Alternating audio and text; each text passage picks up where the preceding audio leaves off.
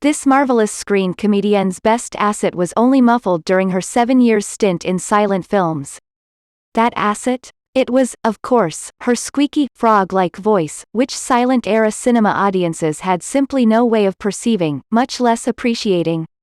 Jean Arthur, born Gladys Georgiana Green in upstate New York, 20 miles south of the Canadian border, has had her year of birth cited variously as 1900, 1905 and 1908.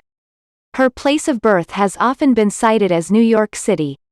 Herein we shall rely for those particulars on Miss Arthur's obituary as given in the authoritative and reliable New York Times. The date and place indicated above shall be deemed correct. Following her screen debut in a bit part in John Ford's cameo Kirby 1923, she spent several years playing unremarkable roles as ingenue or leading lady in comedy shorts and cheapy westerns. With the arrival of sound she was able to appear in films whose quality was but slightly improved over that of her past silence. She had to contend, for example, with the consummately evil likes of Dr. Fu Manchu, played by future Charlie Chan, Warner Alland. Her career bloomed with her appearance in Ford's The Whole Town's Talking, 1935, in which she played opposite Edward G. Robinson, the latter in a dual role as a notorious gangster and his lookalike, a befuddled, well-meaning clerk. Here is where her wholesomeness and flair for farcical comedy began making themselves plain. The turning point in her career came when she was chosen by Frank Capra to star with Gary Cooper in the classic social comedy Mr. Deeds Goes to Town, 1936.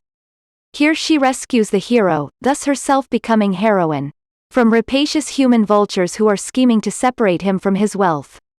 In Capra's masterpiece Mr. Smith Goes to Washington, 1939, she again rescues a besieged hero, James Stewart, protecting him from a band of manipulative and cynical politicians and their cronies, and again she ends up as a heroine of sorts.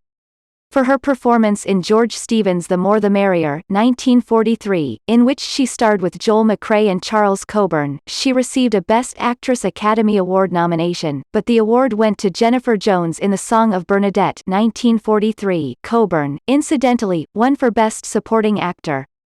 Her career began waning toward the end of the 1940s. She starred with Marlene Dietrich and John Lund in Billy Wilder's fluff about post-World War II Berlin, A Foreign Affair, 1948. Thereafter, the actress would return to the screen but once, again for George Stevens but not in comedy. She starred with Alan Ladd and Van Heflin in Stevens' Western Shane, 1953, playing the wife of a besieged settler, Heflin, who accepts help from a nomadic gunman, Ladd, in the settler's effort to protect his farm. It was her silver screen swansong. She would provide one more opportunity for a mass audience to appreciate her craft. In 1966 she starred as a witty and sophisticated lawyer, Patricia Marshall, a widow, in the TV series The Jean Arthur Show, 1966. Her time was apparently past, however, the show ran for only 11 weeks.